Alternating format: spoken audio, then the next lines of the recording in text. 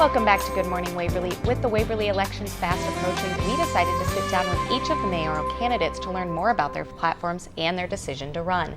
Joining me first is former City Councilman Duane Liddle. Thank you for joining me this morning. So can you briefly explain some of your experience with City Council? Well, over the last 30 years I've been involved in all kinds of business activities, which makes me aware of how budgets and how organizations have to function to get things done. In the last 15 years, I've attended and participated in Waverly Council meetings. I've missed 6 council meetings in that time period. I also participate in a variety of other commission meetings and strategy meetings and different meetings that involve the city. You've discussed that you, in the recent forum, you discussed your role as a property manager here in Waverly. How do you think that will help you in the mayoral position?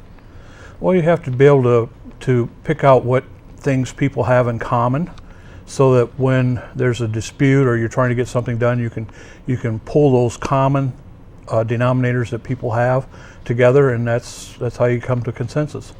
Okay. You also expressed that you believe it's important to cut spending and taxes to attract more young people to Waverly. So how do you think these can be cut? Well, for one, the city of Waverly hit its 810 limit quite a few years ago. But they didn't stop spending when they hit that limit. So they've been raising fees on a variety of everything from playing golf to water and sewer and solid waste bills. And at the same time, those water and sewer solid waste bills, or funds as they're called, have been accumulating enormous amounts of cash. There's approximately $2 million worth of cash sitting in those funds. Okay. And back to that a little bit, why do you think it's important to attract more young people to Waverly? No generation inherits itself. It's always the young generation that inherits it from the previous generation. When we were born, we inherited freedoms and liberties. And some of those freedoms and liberties have been chipped away. And in the process, they've been chipped away by how we spend money.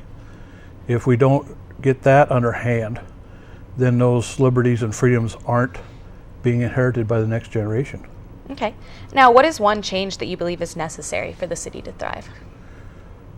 Realize that the city is not ours, in that the staff and the mayor and people involved in day-to-day operations of the city, but the city belongs to the people. It's their city. Okay. It's not our city. Okay. And just very briefly, can you just wrap up your platform?